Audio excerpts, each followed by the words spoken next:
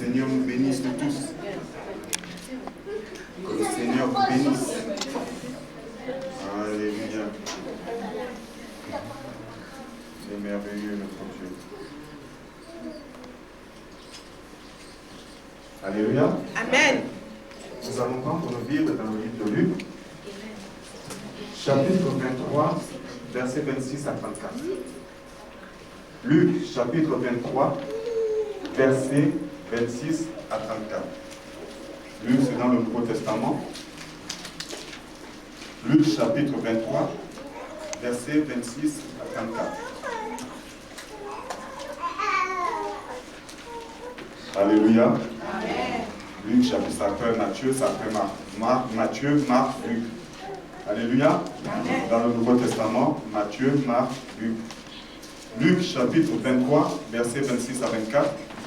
Et bien aimés, il faut qu'on arrête de nous dire, pour ceux qui ont trouvé, levons-nous, lisons, car c'est le Seigneur que nous recevons. Ça doit déjà être tes habitudes. Luc, chapitre 23, versets 26 à 34, nous lisons la parole au nom puissant de notre Seigneur Jésus-Christ. Comme il emmenait, ils prirent un certain Simon de Cyrène qui venait de la campagne, et ils le chargèrent de la croix pour qu'il porte derrière Jésus. Une grande multitude du peuple et de femmes le suivaient. Celle-ci se frappait la poitrine et se lamentait sur lui. Jésus se tourna vers elle et dit, « Fille de Jérusalem, ne pleurez pas sur moi, mais pleurez sur vous et sur vos enfants. Car les jours viennent où l'on dira, heureuses les femmes stériles, heureux les ventres qui n'ont pas mis au monde, et les seins qui n'ont pas allaité. Alors on se mettra à dire aux montagnes, tombez sur nous, et aux collines, recouvrez-nous. Car si l'on fait cela au bois vert, qu'arrivera-t-il au bois sec?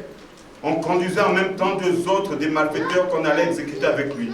Lorsqu'ils furent arrivés au lieu appelé le crâne, ils le crucifièrent là, ainsi que les deux malfaiteurs.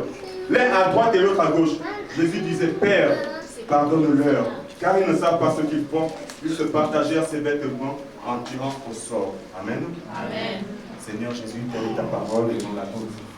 Nous nous abandonnons entre tes saintes mains d'être avec nous, Seigneur. Seigneur, que cette parole soit une parole révélatrice, Seigneur. Seigneur, nous nous efforçons et nous te laissons cette place qui est la tienne. Que ce soit toi, Seigneur, qui conduit le sens spirituel à recevoir cette parole.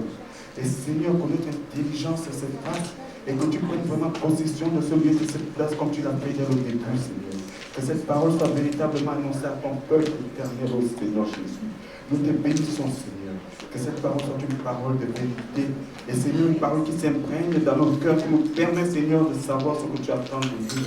Seigneur, que tout ce qui n'est pas de toi s'éloigne de nous. Que tout esprit, Seigneur, en contradiction avec ta parole, soit envoyé dans les abîmes les plus profonds, non plus seul glorieux que le tien, Seigneur Jésus-Christ. Nous y anéantissons tout esprit qui n'est pas de toi, Seigneur, et les repoussons loin de nous en ton nom glorieux, Seigneur Jésus-Christ. Que gloire te revienne éternellement. Amen. Amen. Amen. Alléluia. Amen. Le thème de ce message, la puissance du pardon. Du vrai pardon, si l'on veut le pardon, le vrai pardon. Et la partie qui nous intéresse dans le texte que nous avons lu, c'est cette partie. Jésus disait, Père, pardonne-leur, car ils ne savent pas ce qu'ils font. Alléluia. Amen. La puissance du pardon ou le vrai pardon, mes bien-aimés. Nous allons parler de ça aujourd'hui. Nous allons dans les derniers jours de l'année 2012, comme l'a dit frère Manuel. Beaucoup disaient que le calendrier Maya avait prévu la fin du monde le 21 décembre 2012. Et quand on écoute les journaux, il y a certains même qui ont créé des bunkers, qui sont allés dans leurs bunkers et tout.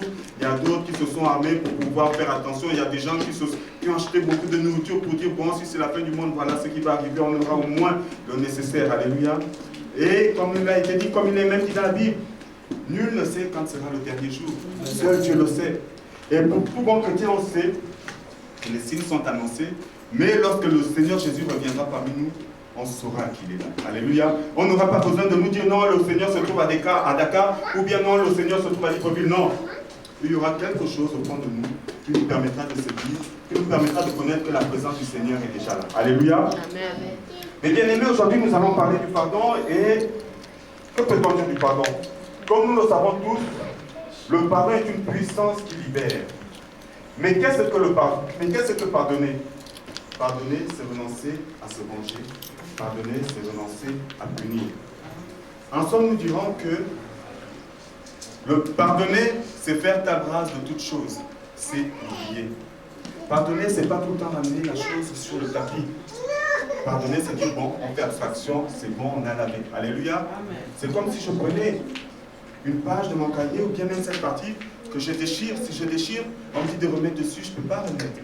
Je l'ai enlevé. C'est ça, pardonner. Pardonner, c'est tu as dit, j'ai bon, je laisse tomber, je n'en parle plus. Alléluia. Aujourd'hui, nous allons parler du pardon. Pourquoi? Parce que nous remarquons que beaucoup de personnes qui se font appeler chrétiens ont du mal à véritablement appliquer ça. Alléluia. Le chrétien peut faire beaucoup de choses. Le chrétien peut te donner beaucoup de choses. Mais il y a une chose que beaucoup de chrétiens d'entre nous aujourd'hui ont du mal à pardonner parce qu'on ramène toujours la chose sur le tapis. Donc tant qu'on ramène la chose sur le tapis, cela sous-entend qu'on n'a pas encore acquis cette valeur qui est le pardon. Alléluia. Parce qu'à tout moment, lorsqu'on ramène une chose qui a été déjà passée, même une chose qui vient de passer tout juste, l'heure de tout de suite là, et qu'on dit bon c'est bon j'ai oublié que tu ramènes, c'est que tu n'as pas encore revêtu ton véritable habit de chrétien. Et tout bon chrétien, c'est celui qui sait mettre ça en pratique. Le faux pardon, c'est celui qui consiste toujours à ramener sur le tapis une histoire déjà passée. Et beaucoup d'entre nous le font. Nous avons cela parce que nous considérons ces choses comme étant des armes. C'est-à-dire, si je le dis à l'autre, ça va détruire l'autre, ça va l'anéantir, ça va l'attrister. Et nous avons tendance à ramener ça tout le temps sur le tapis. Voilà ce que tu avais fait, voilà ce que tu avais fait, voilà ce qui se passe. Alors qu'en réalité, on a pardonné. Mais si on n'a pas pardonné, si on ramène toujours ça dans le tapis, c'est-à-dire que l'on souffre de ça quelque part et que l'on a besoin de guérir de ce mal. Parce que c'est un mal qui nous ronge et il faudrait un remède nécessaire pour pouvoir être guéri de ce mal. Mais ce remède, c'est Jésus qui nous donne. Ce remède, c'est Jésus. Parce que Jésus a dit qu'il n'est pas venu pour les justes, il n'est pas venu pour les bons. Il est venu pour les malportants, il est venu pour les malades, il est venu pour les pécheurs. Et c'est pour cela qu'il a accepté de descendre de son royaume, de revêtir la chair et de descendre parmi les siens. Alléluia. Et nous avons tous besoin, mes bien-aimés, de savoir pardonner, surtout en cette période de fin d'année. Parce que si on se remémore toutes les périodes, depuis le 1er janvier 2012 au 31 décembre, il y a encore beaucoup de choses qui vont se passer. Mais c'est le moment de se dire, qu'est-ce que j'ai fait dans ma vie? C'est le moment de se dire, est-ce que j'ai eu le temps de pardonner à X ou bien à Y? Mais bien aimé, quand on parle, il faut parler de notre assemblée. Parce que dans notre assemblée, c'est vrai, on est tous là, mais on est tous là, saluons-nous dans la paix du Seigneur. On est tous là, bonjour, bonsoir. Oui, nous ne voulons pas qu'il y ait des rancunes au fond de chacun d'entre nous. Même si on se voue à se dire non, on est tous frères et sœurs en Christ, en réalité, nous savons que nous ne le sommes pas tous. On ne se leurre pas. Nous sommes tous des adultes. On sait qu'il y a des tensions avec certains d'entre nous, bien certains qui sont partis. Mais c'est le moment, cette période de fin d'année, que l'on se dise, bon, c'est vrai, il faut que j'aille vers mon frère. Mais ce qui tue le chrétien, c'est parce que le chrétien revient encore la vie de l'orgueil. C'est l'orgueil, parce que si ce n'est que l'homme lui-même, si ce n'est que l'homme dépouillé d'orgueil, il aura la force de s'élever et de prendre son téléphone et de dire, bon, mon frère, voilà ce qui s'est passé, oublions.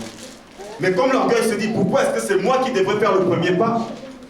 L'orgueil nous empêche. Ce n'est même pas de ta volonté, mais c'est l'esprit malin qui fait en sorte que tu fasses remonter l'orgueil à l'intérieur de toi. Et que l'orgueil te dit, non, mais pourquoi tu vas te rabaisser? Pourquoi ce n'est pas lui? Pourquoi ce soit forcément toi qui ferais le premier pas? Mais la manière dont tu raisonnes, dis-toi aussi que ton frère peut-être raisonne de la même manière. Si vous deux vous raisonnez de la même manière, qui fera le premier pas? Aucun d'entre vous. Mais si, 2 heures après, tu apprends que ton frère est décédé, tu dis, mais pourquoi suis-je pas allé lui demander pardon? Pourquoi suis-je pas allé lui demander pardon? Ça m'aurait coûté quoi de demander pardon? C'est là où on dit souvent, si je savais. Et pourtant on le sait. C'est l'orgueil humain qui nous efforce à ne pas aller vers l'autre. C'est l'orgueil humain qui fait en sorte que l'on ne se rabaisse pas. Mais si on se dit véritablement chrétien, on prend l'exemple du Seigneur Jésus. Lui qui était roi, lui qui est Dieu, il s'est présenté devant son Père, il a dit, envoie-moi. Je vais accomplir cette mission. Même lui qui était crucifié sur la croix, il n'a même pas appelé peut-être son armée qui se tenait au port, qui n'était pas à attendre l'ordre descendez et descendez-moi tout ce peuple. Non. Il n'a pas fait cela. Il a continué. Malgré tout ce que l'on faisait, malgré qu'on était encore en train de jouer, mais si vraiment c'est lui, si c'est véritablement lui, il n'a qu'à appeler lui, venir l'aider. Tout si véritablement c'est lui, il n'a qu'à dire à son armée de venir, mais lui qui a sauvé tant. Il s'est fait tout petit. Mais nous, on se dépend. Nous, on reste sur nos grands chevaux. On se dit, ce n'est pas à moi de faire le premier pas. Il y a longtemps que l'autre ne vient pas, moi je n'irai pas. Que tu es tombé présent, tu te dis toujours, je n'irai pas. Et pourtant, ça ne nous coûte rien. Ça ne nous coûte rien, mes bien-aimés. Nous avons ce mal à l'intérieur de nous qu'il faut que l'on guérisse. Parce que tant qu'on aura ce mal à l'intérieur de nous, mes bien-aimés, cette assemblée aura du mal à prendre son envol. Alléluia. Petit à petit, les gens viennent, les gens sont là, les gens ont la joie de venir au sein de la source de vie. Mais c'est parfois cette tendance. Parce que quand tes frères viennent, ils se rendent compte de ce qui se passe en réalité. On n'a pas besoin de lui expliquer les choses. Il suffit qu'ils viennent 2 ou 3 fois. Le culte est venu, hop, chacun démarre sa voiture, on s'en va. Moi, on ne prend pas la peine de parler 2-5 minutes. Alors que quand on parcourt les autres assemblées, quand le culte est venu, tu vois les gens qui se réunissent, qui sont là, qui parlent, qui discutent. Alléluia. Ils ne sont pas pressés. Parce qu'ils savent qu'ils ont été dans la joie. Ils continuent d'être dans la joie. Et nous avons besoin de ça, mes bien-aimés. Vous savez, mes bien-aimés, ne nous disons pas que cette assemblée va rester à 10, 7, 8, non, c'est faux. Je vous assure que c'est faux. Cette assemblée ne restera pas. Parce que la main du Seigneur est puissante dans cette assemblée. De la même manière qu'Abraham avait intercédé pour son neveu Lot, de la même manière, à cause du seul juste qui prie véritablement Dieu, la main du Seigneur est toujours au-dessus. Il avait dit, mais si tu trouves 50 justes, si tu trouves 20 justes, est-ce que tu détruiras jusqu'à ce qu'il fasse sortir l'autre, il a détruit Gomorrhe et Sodome. Alléluia. C'est la même chose. Dans cette assemblée, la parole de Dieu est annoncée. Mais, comme on a un cœur qu'on n'a pas encore lavé, comme on a, parce que X a dit ça sur moi, donc moi je n'ai pas encore lavé, tant que lui sera encore dans cette assemblée-là, moi je ne vais pas véritablement travailler. C'est comme ça que l'on raisonne. Parce que quand tu vois le frère qui t'a fait du mal, mais pourquoi est-ce que le pasteur n'agit pas? Pourquoi est-ce que le pasteur ne nous réunit pas pour qu'on parle un peu? Pourquoi? Non, mais c'est pas ça. Le rôle du pasteur, ce n'est pas tout le temps réunir les gens et les mettre en conflit. Ce n'est pas ça le rôle du chrétien, mettre en conflit. Le rôle du chrétien, c'est dire, mon frère, tu as fait mal, mais ne recommence plus. Moi, de mon côté, ça c'est la j'ai oublié. Toi aussi, de ton côté, laisse tomber. C'est ça le rôle du chrétien. Le rôle du chrétien, ce n'est pas qu'on en mette l'autre devant toi et qu'on le rabaisse. Non. C'est pas ça. Si ton frère pêche, on te pardonne 7 fois, 67 fois.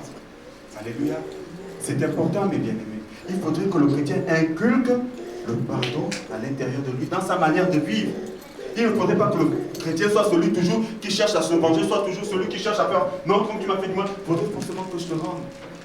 Ça t'amènera à toi. Qu'est-ce que tu auras gagné de plus? Rien de tout. Au contraire, tu ne feras que te rabaisser, tu ne feras que te diminuer. Parce que les gens se diront, mais il est chrétien. Mais pourquoi est-ce qu'il n'a pas pardonné? Pourquoi n'a pas il pardonné? C'est comme cet homme que l'on amène devant le juge ou le roi, et donc il devait beaucoup au roi, et le roi lui dit, bon, tout ce que tu me dois, laissez, il s'en va.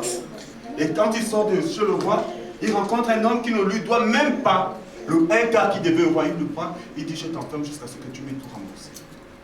Il a voulu que lui on lui pardonne, mais à son tour il n'a pas eu cette force, cette possibilité de pardonner à son frère qui ne lui devait pas. C'est comme lequel d'entre nous peut dire aujourd'hui, non, moi je suis pas un pécheur. Lequel d'entre nous aujourd'hui peut dire la semaine dernière je n'ai pas péché, ou bien même cette semaine je n'ai pas péché. Non. Nous tous nous avons encore péché cette semaine. Peut-être en pensant mal d'un frère, ou bien peut-être en pensant mal de nos patrons, ou bien même peut-être en pensant mal de notre assemblée, ou bien peut-être même en se disant, oh, il faudra encore aller, il faudra encore que je fasse ceci, il faudra encore que mon téléphone sonne, que j'aille prendre tel frère, telle soeur. Quand tu penses déjà comme ça, tu es rebelle à la parole du Seigneur. Lequel d'entre nous peut dire aujourd'hui, moi je n'ai rien fait de tout cela, moi j'ai consacré mon temps à la parole, j'ai consacré mon temps à la louange, j'ai consacré mon temps à faire attention à mes frères et sœurs, non? Aucun de nous. Aucun de nous. Parce que nous ne prenons pas le temps de véritablement méditer la parole, parce que nous ne prenons pas le temps véritable de nous laver entièrement. Parce que nous voulons toujours avoir cette force que l'on appelle force, mais une force négative, qui est l'orgueil, qui est la rancune à l'intérieur de nous. On se dit, tant que j'ai cette force-là avec moi, les gens vont souvent m'éviter, mais si les gens t'évitent, tu perds tout. C'est pas bon quand les gens t'évitent, c'est bon quand les gens t'approchent, quand les gens voient que tu es une personne souriante, une personne aimante. Là, c'est agréable. Mais parce que quand les gens te fuient, ils te fuiront toujours. Même tôt ou tard, tes enfants aussi te fuiront. Parce qu'ils se diront, mais pourquoi toi tu n'as jamais de visite? Ils se diront, pourquoi personne jamais ne t'approche quand on est à l'église? Ils se diront toujours, pourquoi est-ce que quand l'église est finie, on s'en va directement? Mais bien aimé, nous devons travailler le pardon. On va dans les derniers jours de 2012. Et chaque année, on fait des nouvelles résolutions. Oh, moi, je vais arrêter de fumer. Oh, moi, je vais arrêter de boire. Oh, moi, je vais arrêter de courir après les filles. Oh, moi, je vais arrêter de faire du charme aux hommes et tout. Oh, moi, je vais arrêter de voler. Oh, moi. Mais c'est toujours les mêmes plats qui reviennent. Et après, l'année d'après, on va encore refaire les mêmes vœux. Voilà ce que j'arrête. Et le premier vœu que l'on va faire, Seigneur, donne-moi la force de pardonner à mes frères et sœurs. Alléluia. Amen. Donne-moi cette force. Parce qu'il a dit, aimez-vous les uns les autres, comme je vous ai aimé moi-même, et c'est ainsi que l'on saura que vous êtes mes serviteurs, mes disciples. Mais si tu as l'amour, tu as la force du pardon. Si tu n'as pas l'amour, tu n'as pas la force du pardon. Ne peut avoir la force du pardon que celui qui aime véritablement son prochain. De la même manière que quand ton fils est hospitalisé, que tu donnes, pourquoi tu donnes le sang à ton fils quand il est hospitalisé, quand il a besoin d'une transfusion sanguine? C'est parce que tu as de l'amour pour ton fils, parce que tu veux que ton fils vive, parce que tu veux que ton fils grandisse, parce que tu veux que ton fils soit toujours en bonne santé. C'est de la même manière que tu dois te soucier de ton prochain, c'est de la même manière que tu dois te soucier de ton frère. Moi-même qui vous parle, parce qu'aujourd'hui je suis digne d'être là. À la chair, vous annoncez cette parole. Est-ce que moi-même, j'ai déjà fait ce travail, me lever et demander pardon à mon frère, à ma soeur, à mon épouse, à mon fils, à ma mère, à mon père, ou bien à certains d'entre vous ici? Combien d'entre nous n'ont pas quitté leur maison en prenant le téléphone? Ah, voilà encore ce que maman Nicole a fait. Combien d'entre nous n'ont pas pris ce téléphone? Voilà encore ce que le pasteur a fait. Qu'est-ce que tu as dit? Combien d'entre nous? C'est-à-dire, on se lance des pics. Et celui à qui tu viens de parler va rapporter cela à l'autre. Mais il ne va pas dire que lui aussi, il a dit quelque chose. Mais comme il sait que tu ne vas pas agir, comme il sait que tu ne vas pas parler, tu vas seulement garder tes distances par rapport à cette personne, il ne sait pas qu'il est en train de se mettre à ses amis dans sa propre maison. Parce qu'il fait partie de cette maison-là. Nous faisons tous partie du corps de Christ. Nous devons nous entretenir les uns les autres. Quand un frère commence à dire du mal de l'autre frère ou de la sœur, tu dois lui dire non. Essaie d'appeler le frère, ou bien si tu veux, je peux servir d'intermédiaire pour essayer de voir, arranger le problème. Parce que tant le problème n'est pas arrangé, on n'avancera. Parce qu'il y aura toujours des rancunes, il y aura toujours, s'alliez-vous dans la paix du Seigneur. Bonjour mon frère, bonjour ma soeur, on s'en va. Parce que le temps, quand tu dis souvent bonjour mon frère, bonjour ma soeur, et quand tu vas dire bonjour à l'autre, tu es là, tu rigoles, tu souris, la personne sent tout de suite qu'il y a quelque chose qui ne va pas. Il y a quelque chose qui ne va pas. Il faudrait qu'on arrête de jouer aux hypocrites, mes bien-aimés. Il faudrait qu'on laisse ça derrière nous. Ça ne nous avancera pas dans notre vie spirituelle. Ça ne nous amènera rien du tout. Au contraire, ça ne fera que faire en sorte que notre place auprès du royaume du Seigneur disparaisse. Parce que nous tous, nous sommes pécheurs. Si le Seigneur Jésus n'avait pas accepté de venir porter le poids de nos péchés, penseriez-vous que nous serions ici aujourd'hui? Je ne le crois pas. Parce que quand vous parcourez la Bible, quand Moïse est monté, oui, c'est Moïse, quand Moïse est monté, et qu'il a fait 40 jours et 40 nuits avec Dieu, quand Dieu écrivait de son propre les tables de la loi, pour les remettre à Moïse, il a dit à Moïse, non, descends tout de suite. Descends parce que ce peuple est un peuple courant. Descends parce qu'ils sont en train de pécher, je vais les décimer. Et Moïse a dit quoi? Seigneur. Pourtant il a dit à Moïse, descends, je vais les décimer, mais de toi je ferai une grande nation. Moïse a dit, non Seigneur, ne le fais pas. Il intercède encore pour ces personnes qui font du mal. Pourtant, ces personnes ont vu la gloire du Seigneur. Ces personnes ont marché avec le Seigneur. Ces personnes ont entendu le Seigneur. Ces personnes ont vu les miracles que le Seigneur a fait. Il a dit non, Seigneur, ne fais pas ça. Parce que si tu fais cela, les Égyptiens et les autres peuples diront, non, ils n'avaient pas la force de les conduire. C'est pour ça qu'il les a amenés au désert pour les décimer là. Ne le fais pas. Et rien qu'à cause de l'intercession de Moïse, il n'a pas fait cela. Parce qu'il était prêt à décimer tout le peuple. On a cette faculté de pardonner. On a cette possibilité. Mais nous ne voulons pas l'utiliser. Parce qu'on se dit au fond de nous que si je pardonne, c'est que je me rabaisse. Pourquoi est-ce que ce serait toujours moi qui pardonne? Mais ne te justifie pas comme ça. Pourquoi est-ce que ce serait toujours toi qui pardonne? Parce que c'est une action positive que tu commets aux yeux de Dieu, que tu poses aux yeux de Dieu. Parce que toi, tu ne vois que la partie visible, charnelle. Mais si tu vois la partie spirituelle, tu verras que Dieu se réjouit du grand pas que tu as accompli. Parce que Dieu connaît la réalité de nos cœurs. Il sait que non, toi tu étais une personne difficile à demander pardon. Il sait que tu étais une personne très orgueilleuse. Mais le seul fait que tu te dévêtes de ce vêtement et que tu dis, bon, ça j'en ai plus besoin. Je vais vers mon frère, je vais vers ma soeur et je demande pardon. Le Seigneur tient compte de cela. Il sait les efforts que tu fais. Arrêtons de voir le côté charnel. Pourquoi est-ce que c'est moi qui vais demander pardon à maman Lévi? Non. Parce que quand je dis pourquoi est-ce que c'est moi qui vais demander pardon à maman Lévi, je ne vois pas le spirituel, mais je vois le charnel. Mais alors que quand tu es chrétien, tu dois surtout agir avec le spirituel. C'est comme quand le Seigneur, quand ils sont dans ce jardin, que l'un de ses disciples pourrait dire non, ce n'est pas un combat charnel, mais c'est spirituel. C'est spirituel parce qu'il faut que je passe par là. Il faut que j'arrive avec la mort. Ne prends pas ton âme, cela ne sert à rien. Ce n'est pas de ton côté qu'il faut combattre. C'est du côté spirituel. C'est facile de dire je pardonne. Mais quand tu dis je pardonne, est-ce que c'est un pardon sincère ou c'est un pardon voilé? Là est toute la question aussi. Est-ce que ton pardon il est sincère ou c'est un pardon voilé? Parce que la plupart du temps, quand on dit je te pardonne, nous ne pardonnons pas sincèrement, c'est un pardon voilé parce qu'on fait remonter ça à la surface. Et tant que tu fais remonter ça à la surface, c'est que ton pardon n'est pas sincère. Et la personne qui est en face de toi, c'est quoi? Que désormais, quand il viendra encore demander pardon pour quelque chose, ou bien quand tu me pardonneras, ce ne sera pas sincère, il faudrait que je fasse attention. Et là, maintenant, tu mets aussi l'autre sur ses gardes. Et vous vivez chacun sur ses gardes. Alléluia. Nous devons faire attention à cela, mes bien-aimés. Nous devons faire attention. Nous aimons bien que les autres nous pardonnent. En bon français, quand on t'envoie l'ascenseur, il faut renvoyer aussi. Renvoie l'ascenseur. Pourquoi est-ce que tu attends toujours qu'on te pardonne, toi, et que toi, tu ne veux pas pardonner aux autres? Pourquoi c'est toujours à toi que l'on devrait bien casser dans le sens du poil et à l'autre, non? Mais bien aimés, nous ne devons pas agir ainsi. Le faux pardon, nous devons le laisser derrière. Il ne nous amènera à rien du tout. Au contraire, il va détruire nos couples, il va détruire nos foyers, il va détruire notre assemblée, il va même détruire la nation. C'est très dangereux, mes bien-aimés. Quand tu n'as pas la faculté de pardonner, retire-toi dans un coin et demande au Seigneur de t'aider. Demande, c'est parce que le Seigneur va t'aider. Le Seigneur aime ce genre de démarche. Il sait que mon fils a un cœur doux, il sait que mon fils est rebelle, mais il veut véritablement. Le Seigneur, c'est quand tu veux véritablement changer. Et quand le Seigneur voit que tu veux véritablement changer, il va t'aider à changer. De la même manière qu'il a endurci le cœur de Pharaon, le Seigneur peut faire en sorte que tu aies un cœur meuble, un cœur qui pardonne, un cœur qui sait aimer. Il a endurci le cœur de Pharaon afin que sa gloire soit manifestée, afin que l'on se rende compte qu'il est véritablement Dieu. Mais s'il voulait, il aurait pu dire, Pharaon, bon, tout de suite, dès les premiers mots qu'il a mis en Égypte, il aurait pu dire, bon, c'est bon, il s'en va. Mais non, il fallait que tout le peuple égyptien et que tout son peuple puisse voir que c'est véritablement Dieu. Parce que certains miracles que Moïse a fait, les magiciens de Pharaon aussi l'ont fait. Mais il fallait qu'il y ait une différence entre le Dieu des Israélites et le Dieu des Égyptiens. Alléluia. Laissons-le tout pardon là où il se trouve.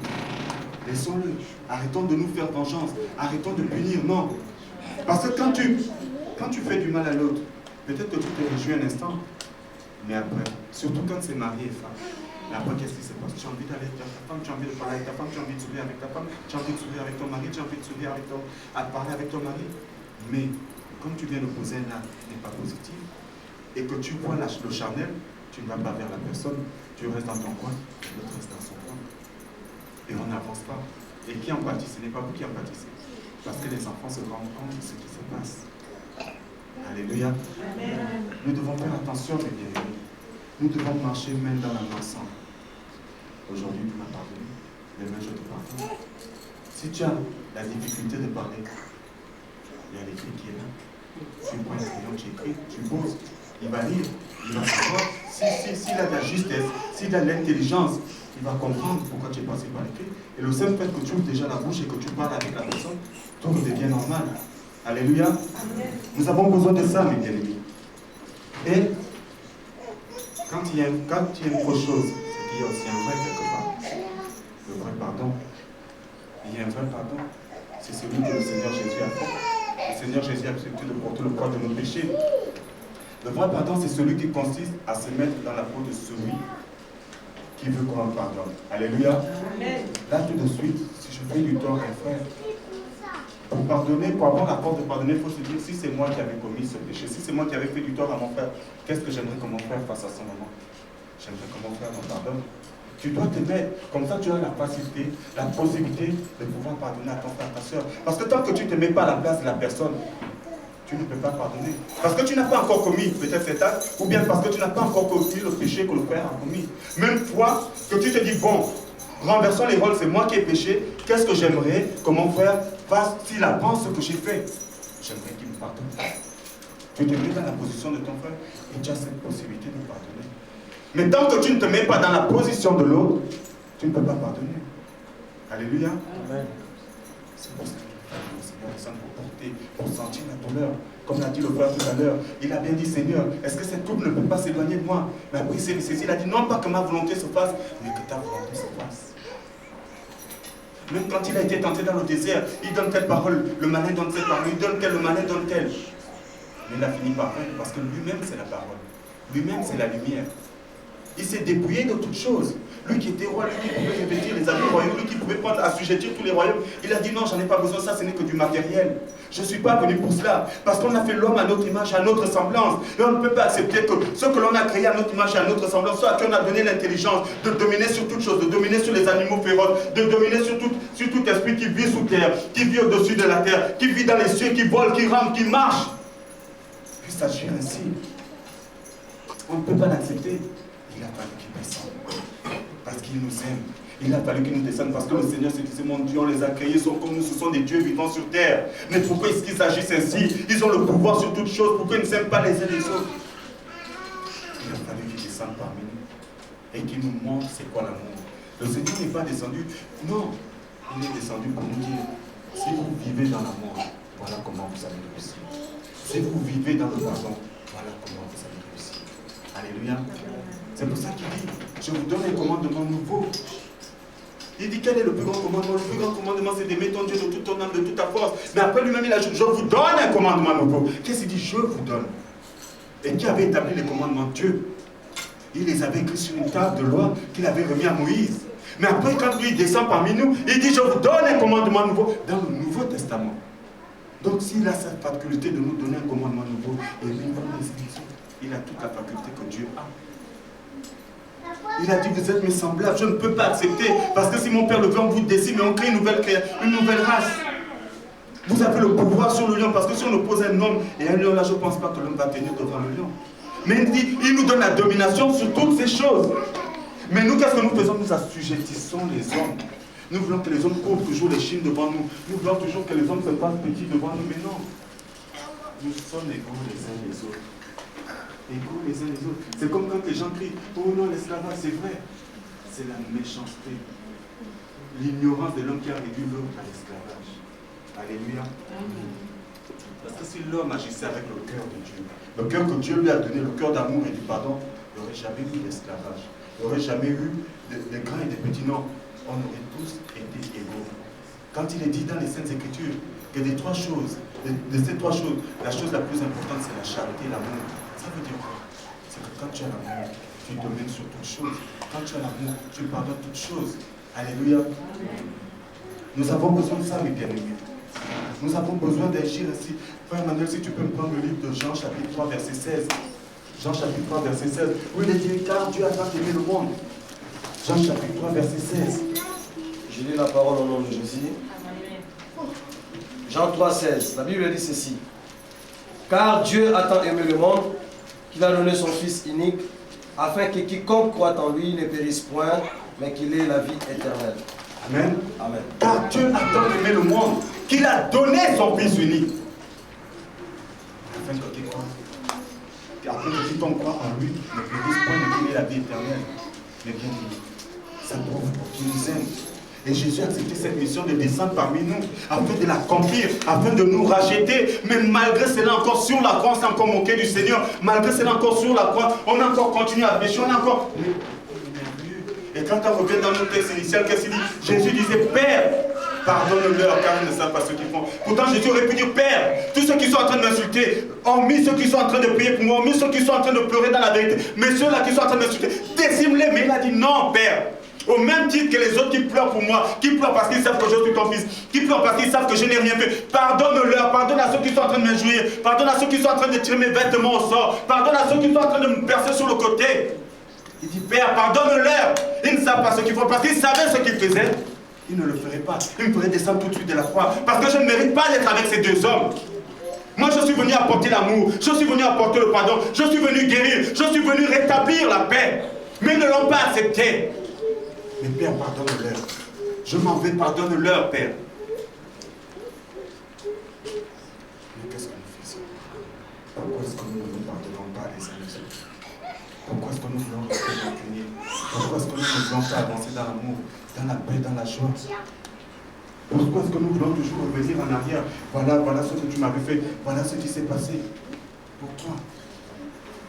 Nous n'avons pas besoin de ça, mes bien-aimés. Nous n'avons pas besoin de ça, nous avons besoin de pardon. Jésus n'a fait qu'enseigner cela, le pardon. Jésus n'a fait qu'enseigner cela. Si Jésus ne faisait pas les miracles, c'est toujours ce qu'il enseignait. Le pardon, l'amour. Vous pouvez parcourir la Bible, vous allez toujours trouver cela. Le pardon, l'amour, la recherche de la face du Seigneur.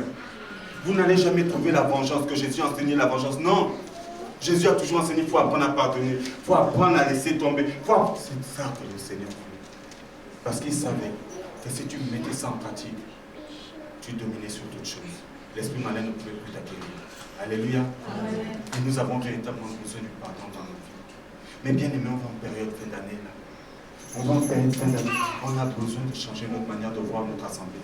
On a besoin de changer de voir notre manière de voir notre mari. On a besoin de changer de manière de voir notre femme. On a besoin de changer notre manière de voir nos enfants, de voir notre pasteur. Alléluia. Mais pour cela, il faut qu'on ait l'amour. Il faut qu'on ait cette faculté du pardon. Beaucoup d'entre nous sont en train de dire Amen, Amen, Amen. Mais si tout de suite tu fais du mal, tu dis pardon, dis non, ça m'a tellement fait mal que je te pardonne. Tout de suite, là, si on fait l'exemple, tout de suite, je fais quelque chose de mal à quelqu'un, là, il va dire non, non, non, non, maman, quelqu'un va aller dire mais non, pardon, non, non, non, non, non, il a fait ça exprès, il a fait ça exprès. Je ne pardonne pas. Donc c'est dire Amen. Mais quand on rentre chez nous, c'est la même que la Bible, et comment on laisse de côté. On ne prend pas la peine de méditer la parole, non, on reprend la Bible quand on revient dimanche ou mercredi. Mais pourtant, on a une grande livre à la maison. On a une grande livre qui s'appelle la Bible. Là. Mais la Bible, c'est le livre qui est toujours dans la bibliothèque qu'on utilise que le mercredi et le dimanche. Alléluia. Et bien aimé, pourtant, la Bible nous enseigne beaucoup de choses. La Bible nous donne la force sur beaucoup de choses. Et nous devons marcher avec la Bible. Parce qu'il dit dans la parole, médite cette parole jour et nuit, afin que le péché ne s'approche pas et qu'il s'éloigne de toi. Et l'autre dit, je serre ta parole dans mon cœur afin de ne point pécher contre toi. Parce qu'il sait que tant qu'il a la parole du Seigneur, voilà, après il dit non, la parole dit, tu ne convoiteras pas. La parole dit, tu ne mentiras pas. La parole dit, tu adoreras ton Dieu.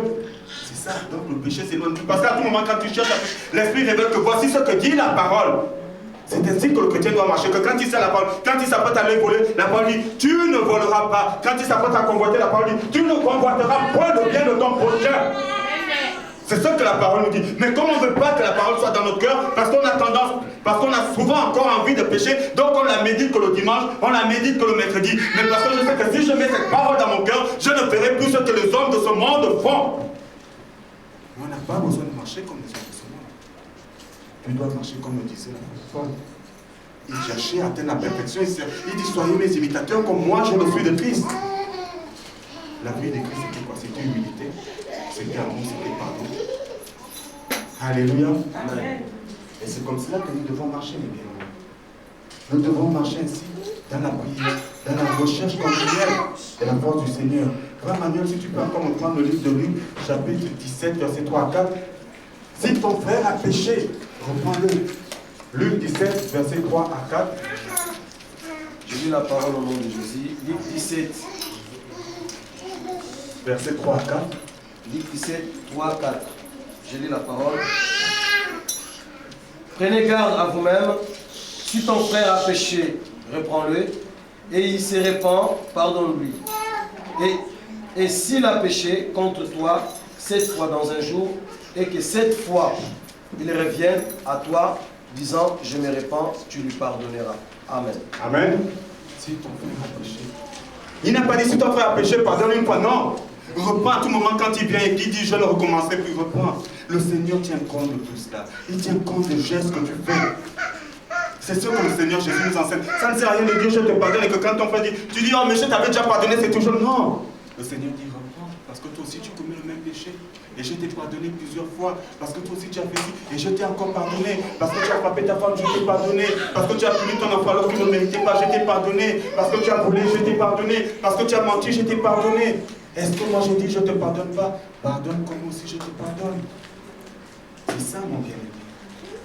Apprenons à pardonner comme le Seigneur nous pardonne. Le Seigneur nous pardonne véritablement. Et nous aussi, c'est ce que nous devons faire. Le pardon est une puissance qui libère. Et je sais que beaucoup d'entre nous l'ont déjà testé. Quand ils ont pardonné, ils sentent l'apaisement du cœur. Ils sentent qu'ils n'ont plus ce poids sur le cœur quand ils ont véritablement pardonné. Parce qu'il y a pardon et pardon. Quand tu as véritablement pardonné et que ce n'est plus dans ton cœur, tu sens quelque chose qui est descendu. tu te sens véritablement apaisé. Quand tu as véritablement pardonné, même si tu entends encore à peu près une histoire similaire à la tienne, elle te traverse l'esprit. Tu ne fais même plus cas de cela. Pourquoi? Parce que tu t'es dépouillé de ce fardeau. Et c'est un véritable fardeau de porter ces choses qui nous font mal. Parce que ça t'attriste. Tu penses, et tu ne cesses de penser, C'est pour ça que beaucoup de personnes tombent malades. Beaucoup de personnes font des maladies pas possibles. Parce qu'ils sont tout le temps dans la pensée. Mais qu'est-ce qui se passe? Là où il est, là où elle est, qu'est-ce qui se passe? Pourquoi ceci? Pourquoi est-ce que quand on a des tas de pensées. Et quand tu commences à avoir des tas de pensées, tu n'es plus bien. Et la confiance disparaît. Et quand la confiance disparaît, il y a beaucoup de mots qui manquent. Et nous devons nous éloigner de ça. Parce que c'est le malin qui veut te tenir prisonnier de l'orgueil. Le malin veut te tenir prisonnier de la rancune. Alors que le Seigneur cherche à te sortir. Mais maintenant, comme il dit, je suis le chemin, la vérité et la vie. Il te donne la possibilité de choisir. Soit tu demeures dans la rancune, dans l'orgueil, soit tu y sors et tu demeures dans le pardon et l'amour de Dieu. Et nous avons besoin de cela. Nous avons besoin de cela, mes bien-aimés. Bientôt, nous allons terminer. Et avant de terminer, si Frère Manuel peut encore prendre un passage, s'il vous plaît. Luc chapitre 7, verset 36 à 50. Luc chapitre 7, verset 36 à 50. Luc 7, 36 à 50. je lis la parole au nom de Jésus. Un pharisien parla Jésus de manger avec lui. J'ai le problème de dire. Luc 7, 36 à 50. Un pharisien parla Jésus de manger avec lui. Jésus entra dans la maison des pharisiens et se mit à table. Et voici une femme pécheresse qui se trouvait dans la ville avant, et ainsi qu'il était à table dans la maison des pharisiens, apporta un vase d'abâtre plein de parfums. Il s'étint derrière aux pieds de Jésus, elle pleurait, et bientôt elle les mouilla de ses larmes, puis les essuya avec ses cheveux, le baisa et les oignit de parfum. Le pharisien qui l'avait invité, voyant cela, dit en lui-même, si cet homme était prophète, il connaîtrait qui est et de quelle espèce est la femme qui le touche. Il connaîtrait que c'est une pécheresse. Jésus prit la parole et lui dit, Simon, j'ai quelque chose à te dire. Maître, parle, répondit-il. Un créancier avait 2 débiteurs. L'un devait 500 deniers et l'autre 50. Comme il n'avait pas de quoi payer, il les remit à tous deux leurs dettes. Lequel l'aimera le plus? Simon répondit, celui, je pense, auquel il a le plus remis. Jésus lui dit, tu as bien jugé. Puis se tournant vers la femme, il dit à Simon, vois-tu cette femme? Je suis entré dans ta maison et tu ne m'as point donné d'eau pour laver mes pieds. Mais elle les a mouillés de ses larmes et les a essuyés avec ses cheveux. Tu ne m'as point donné de baiser, mais elle, depuis que je suis entré, elle n'a point cessé de me baiser le pied. Tu n'as point versé d'huile sur ma tête, mais elle a versé du parfum sur mes pieds. C'est pourquoi je te l'ai dit, ses nombreux péchés lui ont été pardonnés, car elle a beaucoup aimé, mais celui à qui on pardonne peu aime peu. Et il dit à la femme, tes péchés te sont pardonnés. Ceux qui étaient à table avec lui se mirent à dire en eux-mêmes, qui est celui-ci qui pardonne même le péché? Mais Jésus dit à la femme, ta foi t'a sauvé, va en paix. Amen. Vous voyez, il est en train de manger chez un pharisien. Et ce pharisien encore, il dit, est-ce que cet homme est véritablement prophète? Parce que s'il était prophète, il saurait. Il faut pardon. C'est-à-dire on critique, on est là, on minimise. On est toujours en face des gens, mais on ne pense pas la vérité d'eux. On raconte des tas de choses dans nos têtes. Mais Jésus étant Dieu lui-même, il savait ce que pensait cet homme. Et il dit, voilà ce que cette femme a accompli. je te pardonne. Mais l'homme lui-même, il disait, si Jésus savait véritablement qu'il ne permettrait même pas que cette personne touche. C'est-à-dire lui-même, il condamne déjà. Il condamne, mais il reçoit le Seigneur chez lui. C'est ce que nous faisons, nous disons que nous acceptons le Seigneur comme sauveur, mais nous sommes toujours là à ne pas pardonner nos prochains, nous sommes toujours là à ne pas pardonner nos semblables. Et on est là, on se dit, je suis chrétien. Il reçoit le Seigneur dans sa maison. Et c'est comme ça que nous aussi nous agissons. On se dit, on a l'Esprit du Seigneur avec nous, mais nous ne savons pas pardonner. On se dit, moi je prie tous les jours, je médite la parole, mais nous ne savons pas pardonner. Nous avons du mal à pardonner nos semblables. Nous avons du mal à agir selon la parole du Seigneur. Et il est difficile d'entrer dans le royaume des cieux si on continue d'agir ainsi, mes bien. Nous avons besoin de faire un travail profond. Je prendrai tout juste l'exemple. Nous avons tous vu ce qui s'est passé cette semaine, la semaine dernière aux États-Unis. Ce jeune homme qui est entré dans cette école, avant d'aller dans cette école, qui a d'abord tué sa mère, il est parti à l'école, il a tué 20 personnes, je pense, en tout. Des enfants et des professeurs. 26. 26. 20 enfants et 6 adultes. Des enfants et des instituteurs. Il les a tués. Et après lui-même, il s'est donné la mort. Beaucoup de personnes ont condamné. Mais le père de la jeune institutrice, le Canadien, qu'est-ce qu'il a dit? Il a dit, je pardonne. Il a dit, je pardonne. Il vient de perdre sa fille. Et je pense que c'est... Non, il avait 2 garçons et une fille, je pense. Oui, 2 garçons et une fille. Et c'est sa seule fille. Sa seule fille. Il dit, je pardonne. Je pardonne à cet homme. Mais beaucoup d'autres familles n'ont pas pardonné. Beaucoup d'autres familles ont la rancune. Peut-être même qu'ils ont la rancune contre le frère. Même si le frère dit, ça fait des années que je n'ai pas de contact avec mon frère. Peut-être même qu'ils ont la rancune contre la mère qui est décédée. Peut-être qu'ils se disent au fond, mais pourquoi cette mère a acheté les armes? Pourquoi est-ce qu'elle a gardé les armes chez elle? Pourquoi est-ce qu'elle n'a pas mis son fils dans une institut spécialisé? Mais cet homme, il n'a pas vu tout ça. Il a dit, je pardonne. Malgré la souffrance qu'il avait, ma seule fille, je pardonne. On va savoir est-ce qu'il est chrétien, est-ce qu'il ne l'est pas. Je ne sais pas, on ne nous a pas dit, mais on nous a seulement dit qu'il a pardonné. Il perd son enfant. Il n'a pas attendu une semaine, il n'a pas attendu 2 semaines. Non, il a dit, je pardonne. Pourtant, nous-mêmes, quand on a entendu l'homme parler avec les larmes, on sentait qu'il avait une grosse douleur, qu'il venait de perdre quelqu'un qui lui était véritablement cher. Mais malgré cela, il a fait table rase, il a dit, je pardonne. Parce qu'il savait que ça ne servait à rien de garder rancune, ça ne ramènerait pas sa fille. Ça ne ramènerait pas tous les autres enfants. Il cherchait à avancer, à continuer à aimer. Peut-être maintenant, il va déverser tout cet amour sur ces 2 autres enfants encore. Il les aimait déjà, mais il va encore plus donner. C'est un geste positif aux yeux de Dieu. Et nous, qu'est-ce que nous faisons? Tu m'as fait du mal tout de suite, moi aussi je retourne. C'est comme ça que nous agissons. Cet homme, on ne sait pas s'il était chrétien ou s'il ne l'était pas. On ne sait pas. Mais il a pardonné. Et il a pardonné. Pourquoi il a pardonné? Lui-même, il a pardonné. Ça ne servait à rien de porter cette rancune à l'intérieur de nous, parce que ça ne ramènerait pas sa vie. C'est vrai, quand on nous fait du mal, c'est tout de suite comme l'exemple qu'on nous avait pris une fois. C'est comme quand tu prends une planche, tu prends une pointe, tu tapes. Quand tu retires, on te dit de boucher les trous, tu ne peux pas les reboucher. Ça fait mal, mais il faut apprendre à pardonner. Il faut véritablement apprendre à pardonner. Et pour terminer, je dirais ceci. Ça, c'est la femme qui a été prise en flagrant délit d'adultère. On termine. Et chacun s'en alla chez soi. Ça, c'est dans Jean chapitre 8 à partir du verset 4. Je lis la parole au nom puissant de Jésus-Christ. Alors les scribes, les pharisiens amenèrent une femme surprise en adultère, la place au milieu et lui disent, mais cette femme a été surprise en flagrant délit d'adultère. Moïse dans la loi nous a ordonné de lapider de telle femme. Toi donc, que dis-tu? Il disait cela pour le mettre à l'épreuve, afin de pouvoir l'accuser. Mais Jésus se baissa et se mit à écrire avec le doigt sur la terre.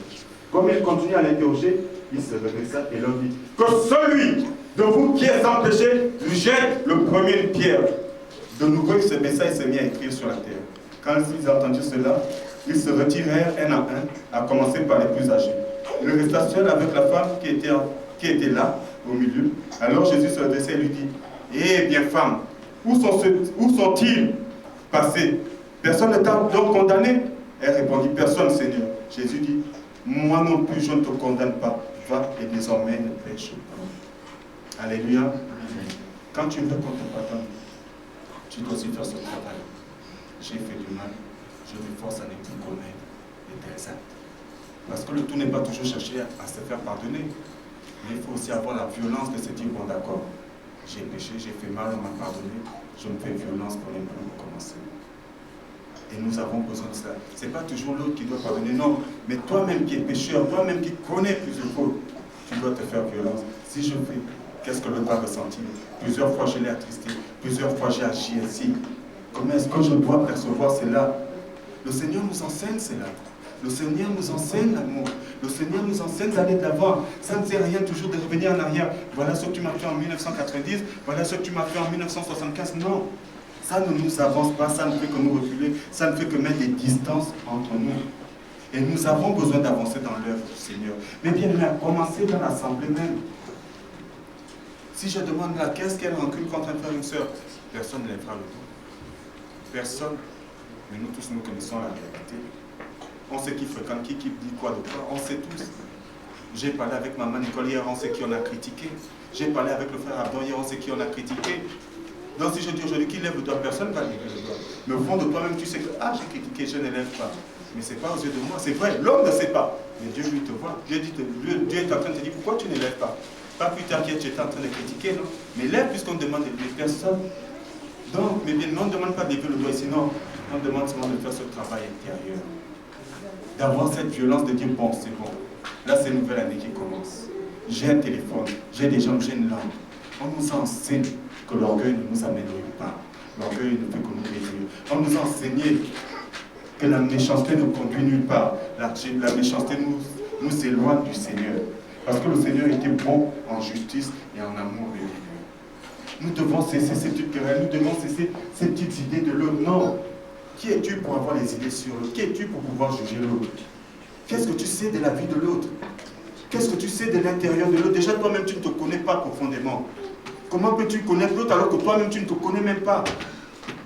Parce qu'on a beaucoup de force en nous, on a beaucoup de joie en nous, mais qu'on ne sait pas utiliser. Les seules choses que nous savons utiliser, mes bien-aimés, c'est ce qui est négatif. Et vous savez, beaucoup de gens disent, oh, j'ai le don de guérison, j'ai le don de la liberté, j'ai le don de ces grands dons que Dieu te donne. C'est le don du pardon. Dieu te donne cette force de pardonner, mais nous ne savons pas l'utiliser.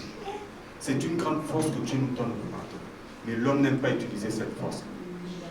Et on ne sait pas pourquoi on ne l'utilise pas. Pourtant, Dieu nous a donné cette force. Parce que quand tu pardonnes à l'autre, non seulement tu mets l'autre dans l'étonnement, mais toi-même, tu te sens dans la joie, tu te sens apaisé, tu te sens même grandi encore. Mais ce don, on n'aime pas l'utiliser. Parce que si on dit à quelqu'un qui a un don de guérison, et en même temps il a le don du pardon, vas-y, agir, il va plutôt agir, choisir celui de la guérison, parce qu'il veut que tout le monde puisse voir ce qu'il a accompli. Alors que le pardon, parfois, c'est deux ou trois seulement. Personne n'est au courant de ce qui se passe. Mais c'est un grand don que Dieu nous a donné que nous devons utiliser. Mais bien aimé, comme j'ai dit, je ne vous demande pas de vous lever tout de suite, mais chacun sait vers qui il doit se tourner pour demander pardon.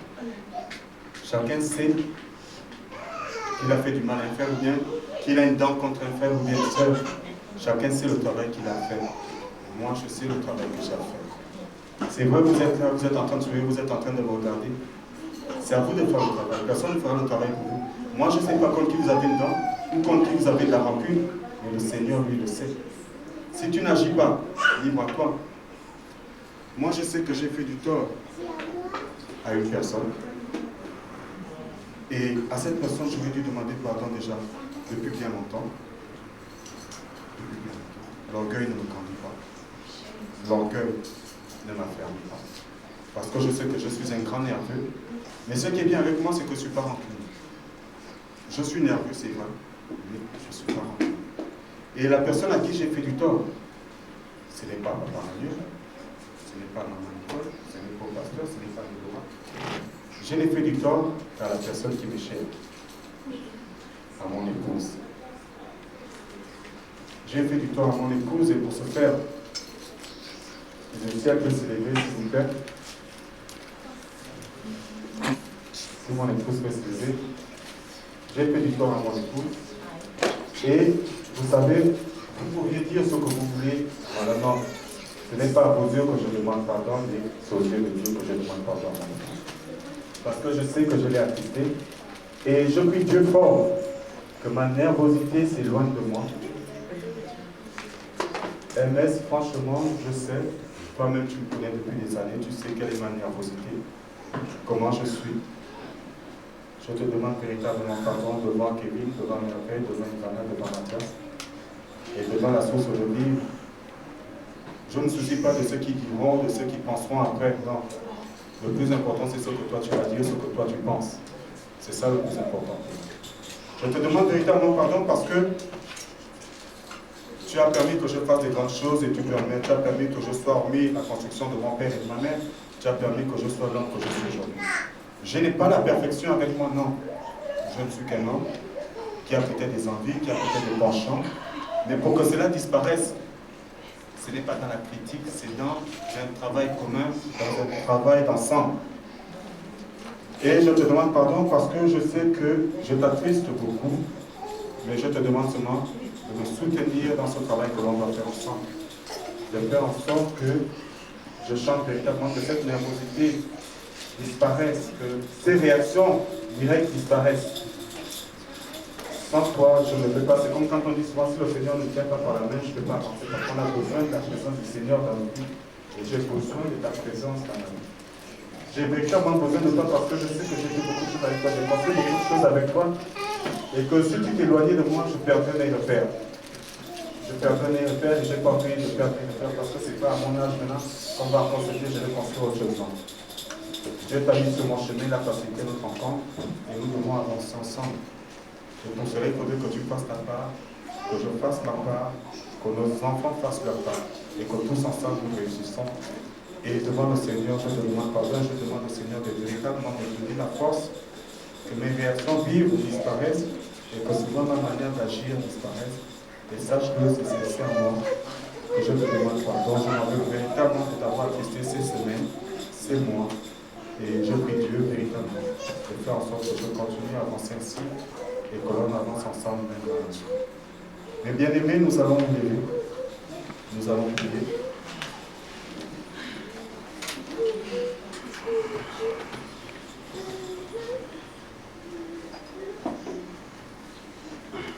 Seigneur, nous te bénissons, nous te glorifions. Seigneur, tu vois ton peuple qui se tient debout là aujourd'hui, Seigneur. Qui suis-je? Je ne suis rien, Seigneur. Je ne suis rien, Dieu de gloire. Mais Seigneur, touche au cœur de chacun d'entre nous. Cette assemblée est une assemblée, Seigneur, dont tu m'as montré la vision précédente. Pas plus tard qu'hier, Seigneur, tu m'as montré que cette assemblée était appelée à grandir. Que ce n'est pas dans cette salle que l'on avait resté à continuer. Seigneur, tu m'as montré une salle immense. Une salle où il y avait de la place pour tout le monde. Le Seigneur qui nous demande de faire un travail sincère. Un travail véritable. Que chacun mette maintenant la main à la pâte, Seigneur. Cette vision que tu montres à ton peuple, Seigneur, ce n'est pas une vision en vain. C'est pour que nous prenions conscience que tu veux continuer d'agir dans cette assemblée. Et Seigneur, sans toi, nous le pouvons. C'est pour cela que nous te prions de toucher, parce que tout part des sentiments du cœur, Seigneur. Rien ne part d'abord de la tête, mais c'est d'abord le cœur qui perçoit le sentiment. Seigneur, nous te prions de toucher notre cœur. Nous te prions d'être là avec nous, Seigneur. Que cette assemblée soit une assemblée qui continue d'annoncer ta parole en vérité. Que cette assemblée soit une assemblée qui se tienne, c'est pas qui continue à se tenir dans la main, parce qu'on ne se tient pas dans la main, mais qui se tienne désormais par la main. Et qui se soutiennent les uns les autres. Quand l'un tombe, que l'autre lève sans aller dire voilà ce qui s'est passé. Non, Seigneur. Que tu sois véritablement avec nous. Que tu continues d'être la lumière de cette assemblée, Seigneur. Que tu fortifies, Seigneur, les ministres qui sortiront de cette assemblée, au Dieu de gloire. Parce que cette assemblée, ce n'est pas l'œuvre d'un homme. Mais ta parole a toujours été à vérité, Seigneur. Malgré, Seigneur, toutes les contradictions qu'on a pu avoir, tu as toujours permis que, Seigneur, la parole soit toujours annoncée. Tu as toujours mis ta main au-dessus de cette assemblée et tu as toujours fait prévoir des bénédictions, Dieu de gloire. Seigneur, que les femmes ne viennent plus seules, que les maris ne viennent plus seuls, que les enfants ne viennent plus seuls, mais que la famille vienne ensemble. Seigneur, que la famille vienne ensemble, parce que c'est dans l'unité que nous sommes dans la force, oh Dieu de gloire, Dieu de puissance. Seigneur Jésus, nous te bénissons et nous te disons merci. Gloire à toi, Seigneur Jésus-Christ. Amen. Amen. Que le Seigneur vous bénisse bien.